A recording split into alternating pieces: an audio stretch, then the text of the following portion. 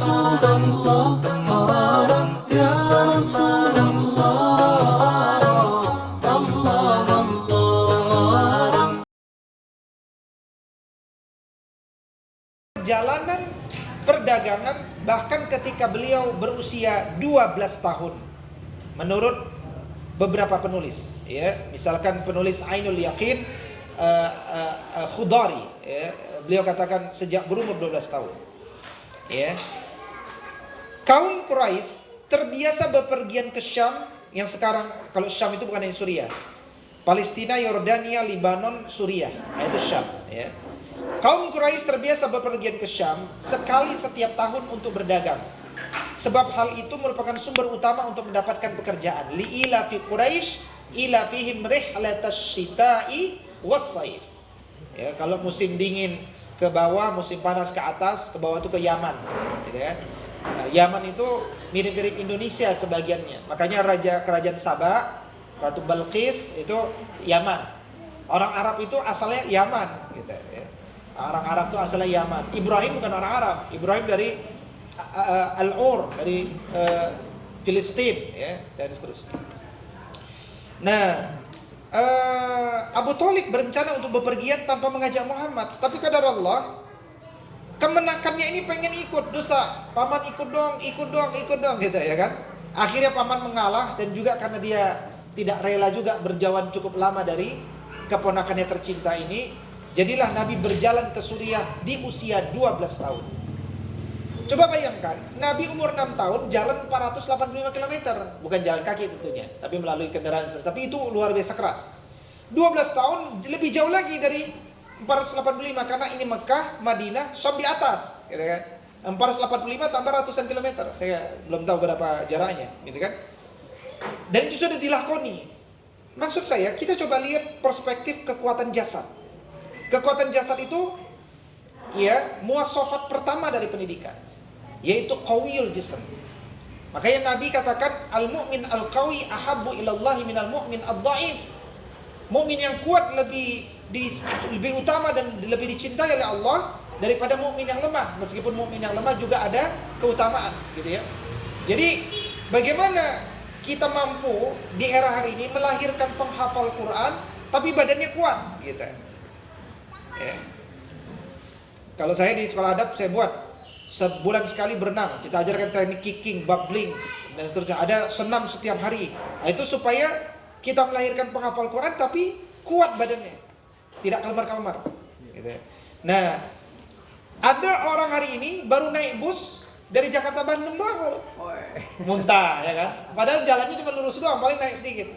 Ya, dia belum pernah ke Sumatera Utara. Apalagi lewat Padang, Kelok 99, ya kan? Terus di mana Pak kalau Sumatera Utara? Palopo, ya kan? Oh, belum tahu dia, ya kan? Nah, itu belum ada apa-apanya kalau Jakarta Bandung, ya Pak? Tarutung Sipolga lebih ngeri lagi kan? Jadi, tapi kalau dari kecil udah dikondisikan, itu ala bisa karena biasa. Jadi fisik kita itu harus dikuatkan, ya. Saya menarik itu, saya punya tradisi setiap awal tahun mengadakan Jambore Keluarga Quran, ya kan? Setiap awal tahun. Dan tahun ini kita targetkan 300 orang, ya, sudah daftar 150 orang. Tahun ketiga kemarin, ketika kita adakan awal 2019, ada 100-an keluarga yang ikut. Yang menarik, sebagian besar happy. Happy-nya itu kenapa? Kenapa happy, Pak? Saya Ustadz seumur hidup baru kali ini saya camping, Ustadz. Gitu kan. Masya Allah, gitu ya. Jadi ada keluarga-keluarga yang seumur hidup belum pernah camping, ya. Saya punya murid-murid, ya kan. Saya tanya, siapa yang belum pernah berenang? Siapa yang belum bisa berenang? Banyak juga yang tunjuk tangan, gitu kan. Ini kesalahan siapa, gitu kan. Jadi saya bilang, oke, yang belum bisa, saya punya target nanti beberapa murid, 2 pekan lagi kita latihan berenang dalam waktu 2 jam. Targetnya insya Allah bisa, karena sudah teruji. 2 jam antum tidak tenggelam di kolam 3 meter. Nah, itu aja targetnya. Saya nggak ngajarin berenang, saya bilang. Saya cuma ngajarin di kolam 3 meter antum nggak tenggelam. Nah, itu aja. Daripada antum gaya macam-macam tapi tenggelam juga, gitu. Dan luar biasa tuh ya, kita punya murid itu bintang 3 SAR, gitu ya. Bintang 3 SAR,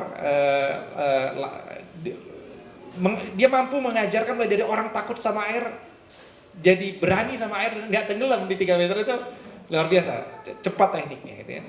Nah, yang saya tertarik fisik di sini, karena fisik anak itu harus dibuat kuat, baik dengan makanan, pola kebiasaan dan seterusnya. Dan Nabi dibentuk fisiknya dengan kuat sejak awal. Nah, disinilah kemudian dia ketemu dengan Buhairah. Jadi Buhairah ini pendeta. Jadi perlu kita ketahui, ciri-ciri kenabian itu sebenarnya sudah sangat jelas seterang mentari di dalam Bible yang asli. Ya, misalkan di dalam surat Al-Baqarah rubuk ke-9 Allah Subhanahu wa taala katakan innalladzina alladzina atainahumul kitaba ya'rifunahu kama ya'rifuna abna'ahum. Orang yang pegang Injil itu mengenal betul fisik Nabi persis seperti mereka mengenal fisik anak-anak mereka. Makanya contoh sahabat yang sudah beriman sebelum ketemu Nabi itu siapa? Salman Al-Farisi. Karena dia ngikut kata pendeta, diusir sama kerajaan, dia ngikut juga sama rahib-rahib ini. Karena jelas betul, dia udah tahu Nabi itu di belakangnya ada daging dan seterusnya. Dia sudah beriman, belum ketemu Nabi. Justru ketika dia sedang menggembala, dibilang ada Nabi, mana Nabi? Ketemu. Dia cuma 3 aja cara ngujinya. Boleh nggak saya lihat bagian belakangnya? Itu Salman Al-Farisi. Kemudian dia bawa kambing. Boleh nggak ini kambing saya hadiahkan kepadamu? Kata Nabi, ini apa? Hadiah atau apa? Ini sodakoh untukmu. Kata Nabi nggak makan sodakoh. Besok lagi dia bawa lagi kambing. Ini apa? Ini hadiah buatmu, hadiah. Nabi makan hadiah, kata dia kan. Oke, kalau gitu engkau Nabi. Karena itu seakan-akan ciri yang ada di Bible itu, gitu ya. Nah, orang kalau sudah melakukan perjalanan keliling dunia, ya, jadi Nabi menurut penelitian di umur 17 tahun dia sudah keliling 17 negara, gitu ya. Jadi kalau kita ingin melahirkan Muslim yang sempurna, Muslim yang totalitas, itu hendaknya kita menargetkan keliling dunia. Ya, jadi saya sering mengatakan tidak sempurna keislaman seseorang kalau dia belum punya paspor. Itu saya sering bilang gitu ya. Kenapa? Logikanya kenapa? Tapi Ustaz, saya belum punya uang Ustaz. Saya sering bilang uang itu dari Allah.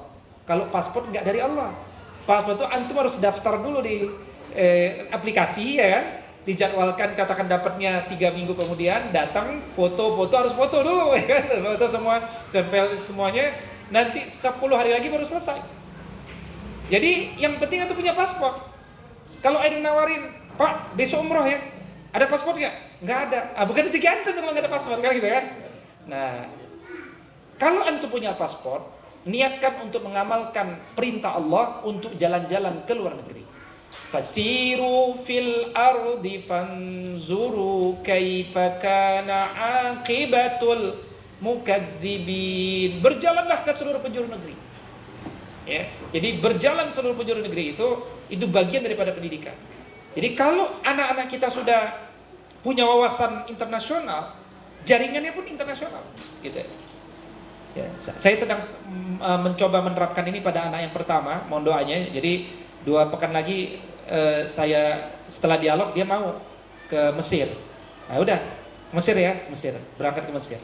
Kebetulan di Mesir kan sekolah gratis, ya kan? Di Al-Azhar kan gratis, ya kan? Cuman bayar tiket aja karena saya nggak pakai jalur beasiswa, tiket saja. Memang agak mahal kalau tiketnya pergi pulang. 7 juta kan pergi ke sana. Pergi aja lah 7 juta dulu, pulangnya kan nanti kapan-kapan gitu kan. Nah, jadi nah, yang penting cuman kebetulan anaknya mau, jangan dipaksa gitu ya. Tapi bayangan saya, orang kalau sudah keluar negeri wawasannya internasional. Ya, kuliah, dan saya sudah bilang, nanti nggak usah pulang ke Indonesia. Di Indonesia udah sulit di sini kan. Pekerja aja udah pada masuk semua kan. Manajer, apalagi penerjemah, dosen, rektor, semuanya udah dibuka kan. Udah nggak usah di sini, antum keluar aja gitu kan. Di luar tuh lagi butuh banyak orang, gitu kan. Nah, Buhairah ketika melihat Nabi, Buhairah di malam ketika Nabi mau melalui itu, dia mimpi ini akan ada Nabi yang lewat. Itu orang soleh itu. Maka ketika kemudian ada orang sedang istirahat di bawah pohon, dia feelingnya, dia bilang itu kayaknya yang mereka datang. Disuruh masuklah, dijamu. dijamu, kemudian dia cari-cari mana ya yang kira-kira masih muda. Nggak ada. Kata Bu Hira, ada lagi nggak yang apakah ini sudah semua masuk? Gitu ya. Baru di situ bilang, enggak, ada anak kita, dia di luar main-main dan seterusnya, dia dijaga sama luar. Boleh nggak dia masuk sekali? Gitu. Dicek lagi sama dia, dicek, oh ada tandanya.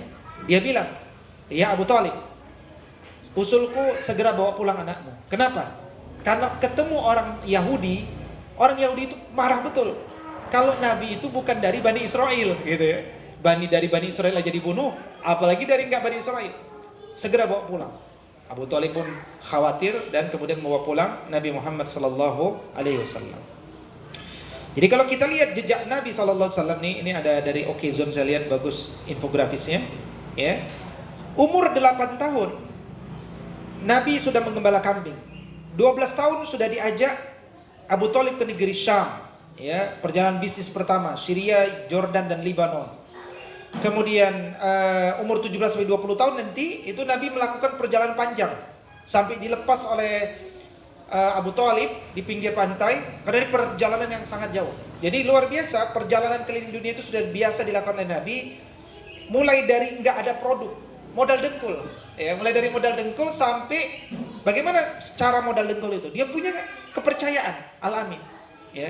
Oke, saya punya jasa kemampuan marketing. Saya maklar, kan gitu kira-kira. Nggak punya produk kan maklar. Ya, Nabi kira-kira maklar terbaik. Oke, saya punya kemampuan, saya tahu pasar yang bagus, Anda percaya dengan saya, nanti bagi hasil dengan saya. Sekian persen buat saya.